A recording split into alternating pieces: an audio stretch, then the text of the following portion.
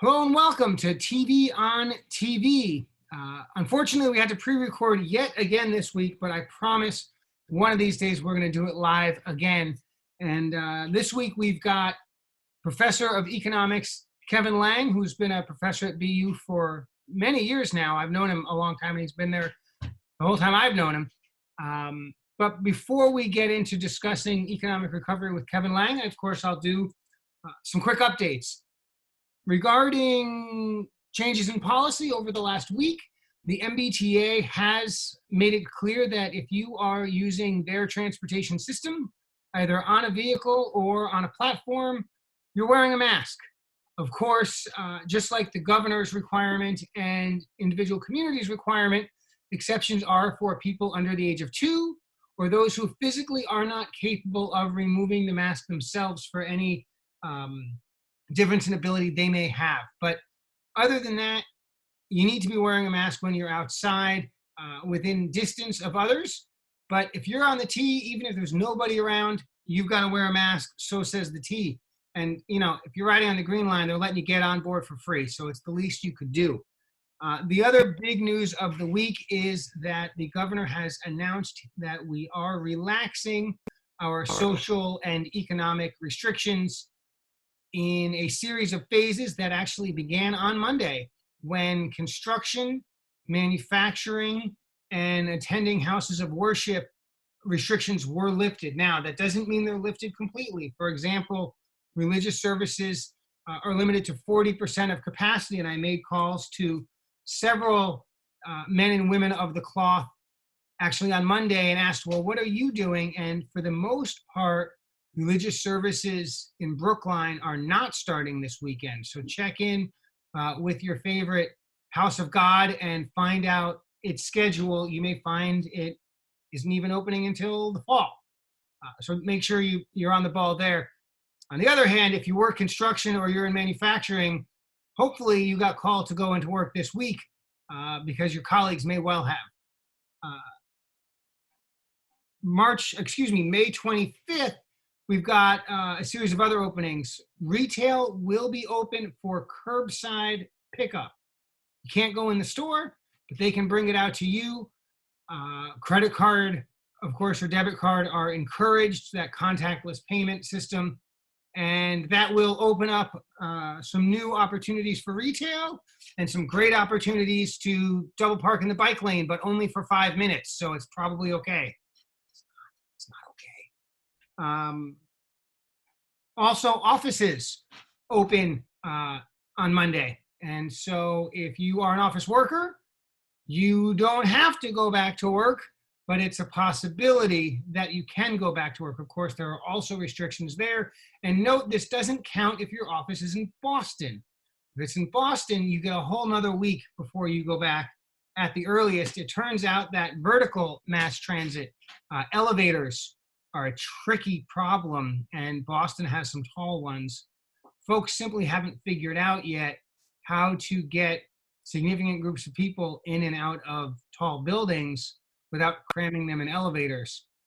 So they're gonna have another week to figure that out. And I note that Mayor Walsh is not really thrilled and has made several points that maybe we're moving a bit too fast, but here we go. And that's really the updates for the week. Obviously, reopening is a big one. Just because things are open doesn't mean you have to go. And just because they're opening on a particular date doesn't mean you have to be there on the first day.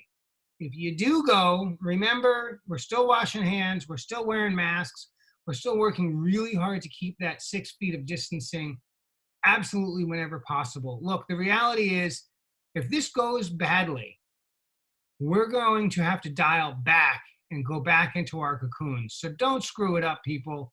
Be really careful. Let's keep the transmission down.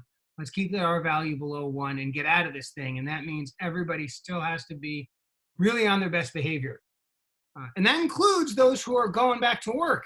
And so I'm delighted to introduce Boston University Professor of Economics, Kevin Lang, who's an expert on labor economics. And so let's talk economics. Before we get into big economic recovery, how, if you were advising the governor not on the safety of particular lines of work in terms of transmission, yeah, that's the wrong part to be you. But if you're advising him on what sorts of jobs get the most in-state economic bang for the buck, what would you tell him? So I guess I'd say a couple of things, right? I mean, one, obviously, we want to talk about people who are going to spend their money on things within the state, right? That's the big thing, right? If we're talking about buying a lot of products from outside of the state, that is not going to have as big a bang for the buck. You know, that said, I apologize. I should have silenced my clock. Happens to the best of us. Every once in a while, I get a phone call too. Nothing I can do to silence it, apparently. Well, that was excitement for the show. So, I mean, we have to worry about where people are going to spend the money, or where the businesses that are receiving our money are going to spend it. You know, there's going to be a lot of leakage outside of Massachusetts, whatever we do. I think the more important issue, actually, we've talked about, I know this is near and dear to your heart, is what sort of things we want to create with those jobs. We have a set of problems that I think are widely recognized in the country. People have different perspectives on them from the left and the right, but we have big problems with infrastructure. We have problems with 20th century infrastructure, and we have problems with 21st century infrastructure. Spending money on those things improves our long-term productivity, and many of them can be done in a way that is labor intensive, that gets more people back to work, and particularly get the sort of people back to work who are being hit hardest by this recession.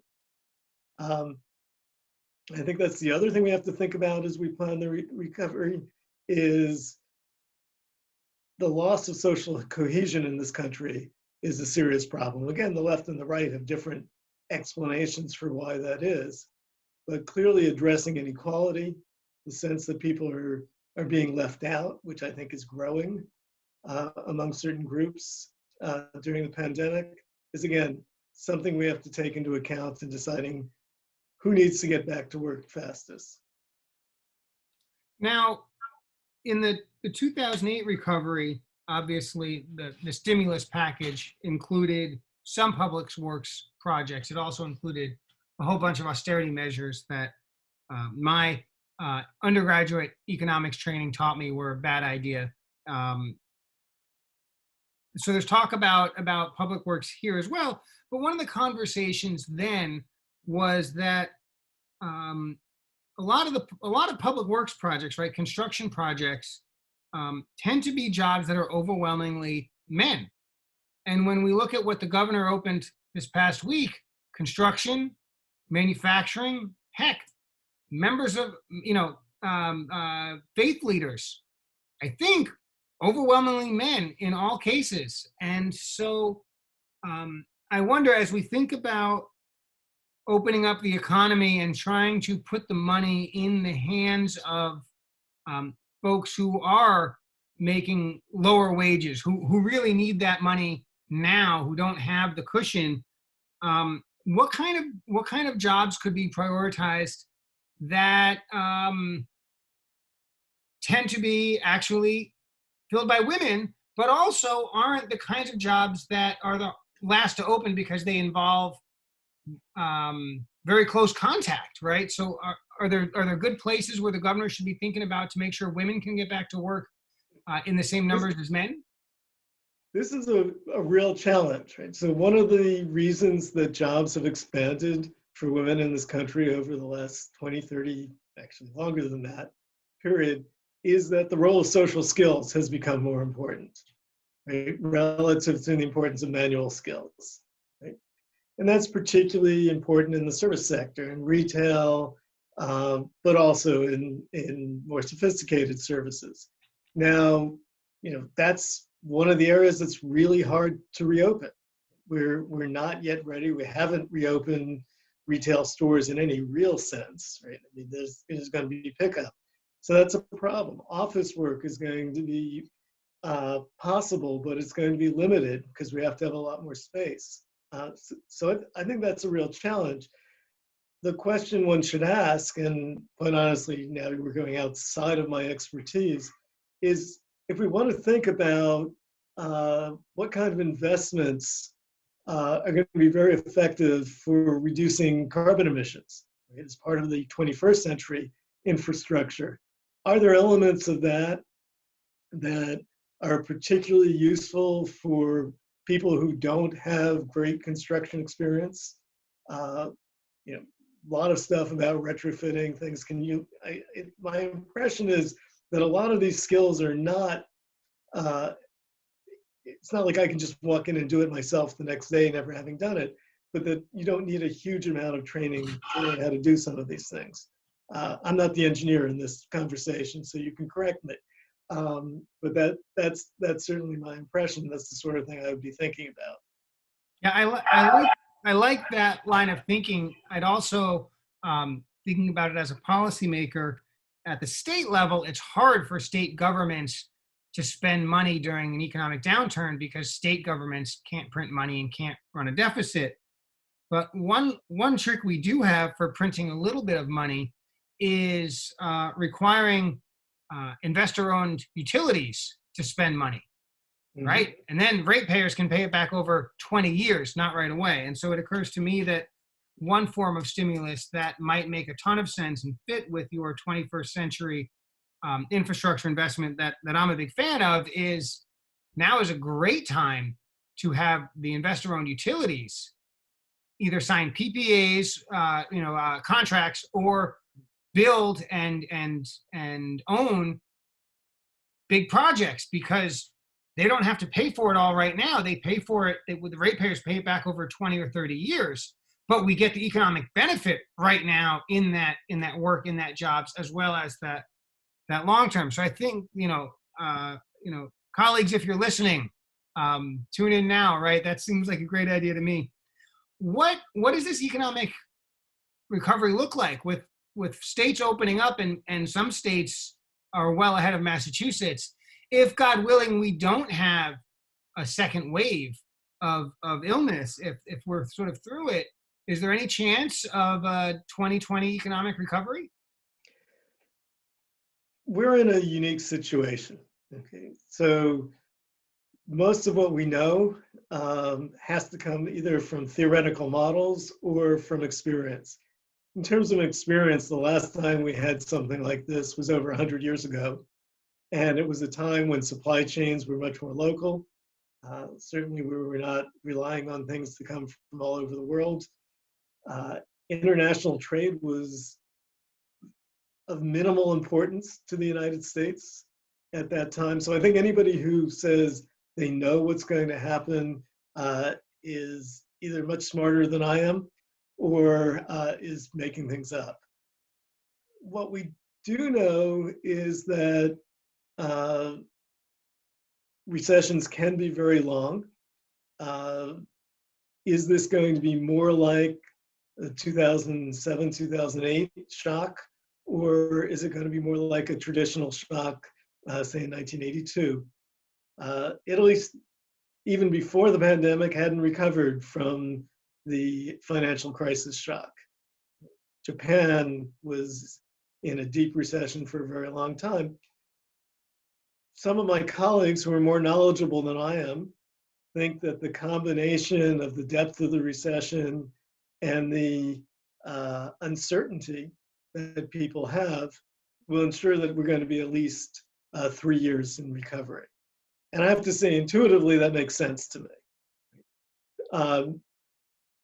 Companies are going to be reluctant to hire back workers. If you think about now, I need much more space. It's much more expensive for me to hire workers because I have to have more protective equipment. I have to give them more space. That makes them more expensive relative to capital. So I think we're going to see a movement towards capital away from workers. Brick and mortar retail, which is a big area where we've lost a lot of employment. Right? If we can't have as many people in the store at the same time, becomes much less competitive. It's already was already struggling.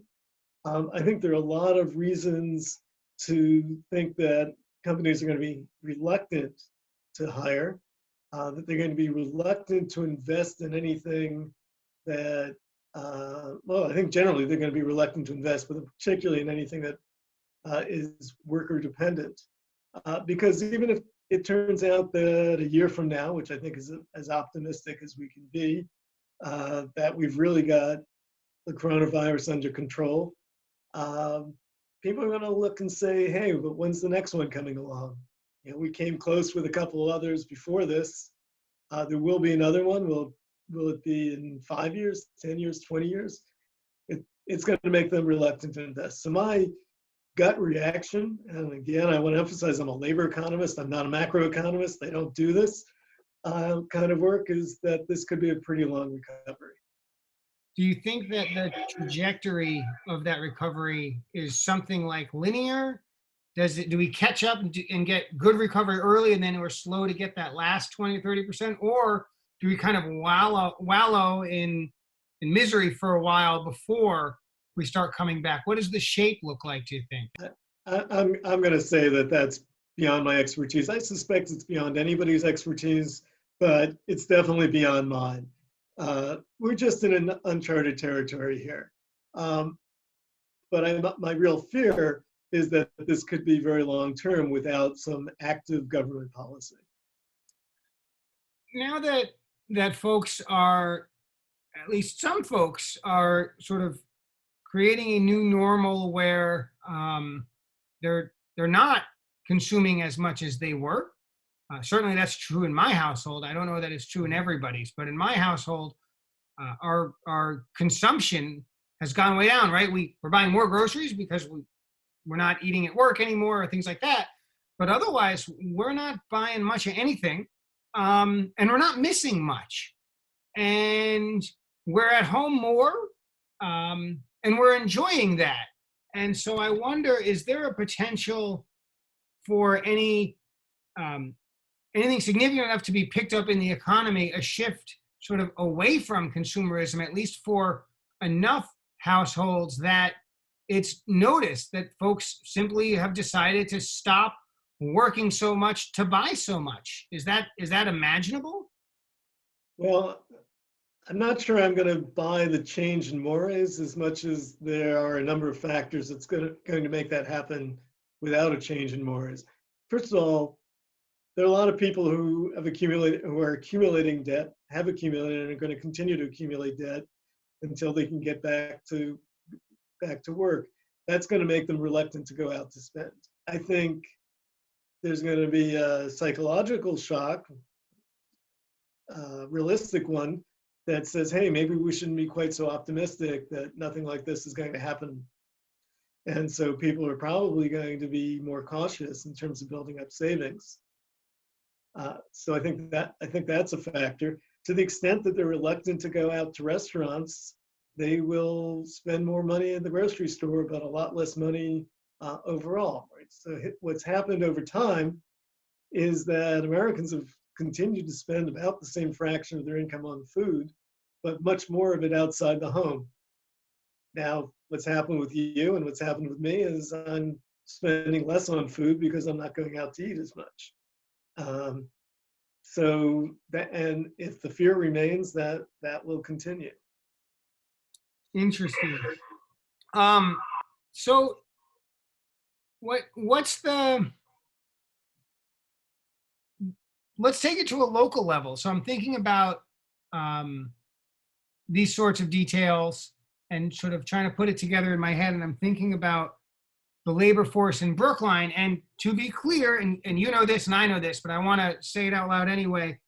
Not everyone in Brookline is a salaried professional, right? Brookline has lots of different kinds of workers living here.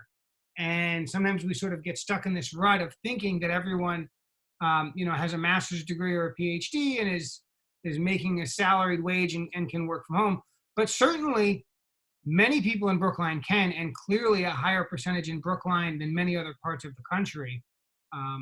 So what do you imagine this sour economy feels like in Brookline relative to other places, and how is all of this going to add up to families and individuals living in Brookline? So I think that's a really interesting question, and I think people don't recognize quite how diverse our community is. The last time I looked, our poverty rate was about the Massachusetts average.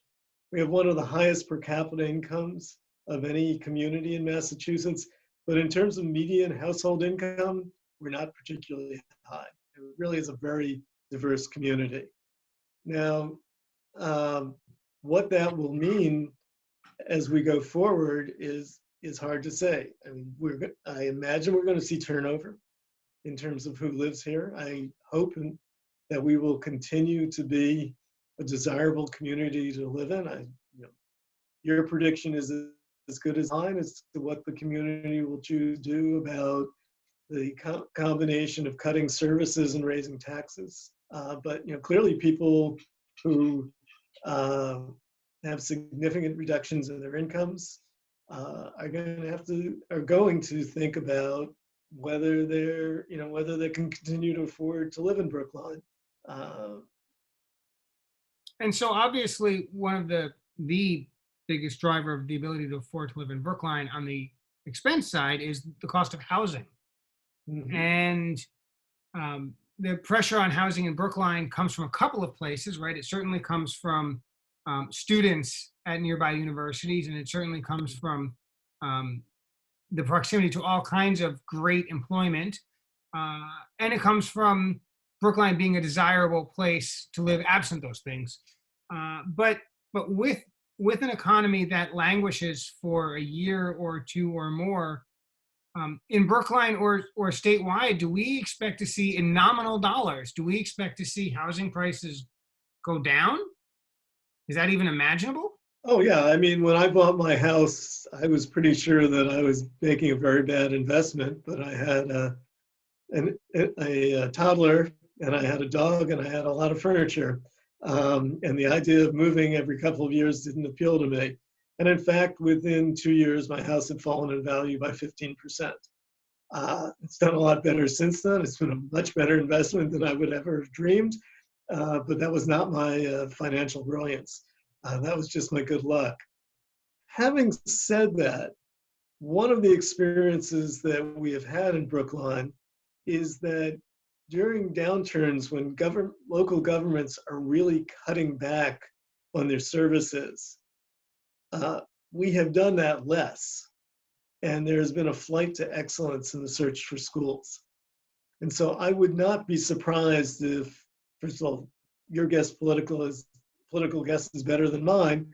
But if we work to maintain our services and we're willing to pay for it, I would not be surprised to see an increase in demand for Brookline housing from parents of children who want a good school system, when pretty decent but not great school systems are being decimated by cuts. And I think that's one of the big problems that we're going to face in getting out of this recession, is that, as you say, we're limited in what we can do about running deficits at the state and local level. And as a result, if there isn't considerable federal funding, and again, you're the political person here, not me, we're going to see cuts all over the place. Yeah, and you mentioned the running of deficits. Of course, Massachusetts state government has what's called a rainy day fund, where just like individuals might, when we have good years, we take a little bit of that money and we set it aside. And in fact, the rainy day fund is at its all-time record high, which is a little more than $3 billion. To put that in context, that's about 1 month of state spending, right? So we have enough savings to pay like 1 month's rent if we lose our job, sort of applying a state as an individual, which is sort of nonsense for lots of reasons. The point is, this conversation about using rainy day funds for what they're used for, a rainy day, we're going to do that for sure, but there's just not that much money there. And so I think your observation is right. The state budget is going to go way down, and that means the state's going to cut spending, but it's also going to almost certainly reduce the money that it sends to cities and towns. And Brookline, I think, will actually be hurt more than many cities and towns. The more bucolic, the more suburban or rural communities, most of the revenue comes from property tax and state aid. But Brookline, because it is diverse and because, frankly, folks in town have worked hard to diversify the revenue for the town budget, parking meters and parking tickets, right? Marijuana revenue taxes, meals taxes, hotels taxes, all of those things are way down right now and are expected to stay down in a recession. Whereas your property tax bill, I got news for you, you're going to pay it every 3 months, or the bank will pay it on your behalf, whether you like it or not. So I think that there's a real concern that urban communities in particular may face tougher budgets at the municipal level than suburban and rural communities relative to where they were last year, precisely because they're missing out on all these other forms of revenue that come from, in a sense, surplus economic activity, right? When times are good, that's when folks are staying in hotels and paying that high hotel tax. So I think you're right, it is a concern, and I don't know how Brookline will manage and maintain premier schools during this process, and if there will be a flight toward our excellence or not. It remains to be seen, but it's a great time to point out that we, the voters, will have our opportunity to put our fingerprints on it on June 9th, the town election. If you're not paying attention, normally we have it in May. This year we're having it in June to give a little bit more time to manage the virus. The election is Tuesday, June 9th. Polls are open from noon until 8, much narrower than typical, and several polling locations have been moved. I don't remember them all off the top of my head, but essentially, if you used to vote at a fire station or at an apartment building, you don't this time. You vote somewhere else. The upshot of all of it is you can also not go vote in person at all. And so if you're like me, you've already printed out your vote by mail application and signed it and mailed it into the town clerk and are waiting to receive your ballot. Voting by mail means that you have time to review all of the candidates and all of the positions, and you don't have to find yourself in the voting booth saying, I don't know who I'm going to vote for this position. I didn't even think of it. But it also means you don't have to put yourself or others at risk by going and voting in person. And so for someone like me who loves to vote in person, who loves sort of all of the civics of it, we're making sacrifices, and this is frankly an easy one to make. So June 9th, we're going to vote select board, we're going to vote school committee, right? Town meeting members, folks who are going to decide what our economic recovery from a government perspective is going to look like in our community. And you, good viewer on Brookline Interactive, you should put your fingerprints on it. You should vote June 9th. And so Professor Lang, thanks so much for being on. He didn't bring up that he's a former school committee member and put in countless hours working for this community for the low price of nothing. And I and many others are grateful for that. So thank you, Professor Lang, for all of your work for town government. Thank you for laboring the economics of labor economics over at my alma mater, BU. And thank you, of course, Brookline Interactive Group for hosting. I'm Tommy Vitolo. You can reach me at 617-872-8921 for any problems you're facing, COVID-19 related or otherwise. You can also send me an email at tommy.vitolo@mahouse.gov. Thanks for tuning in, and we'll see you next week.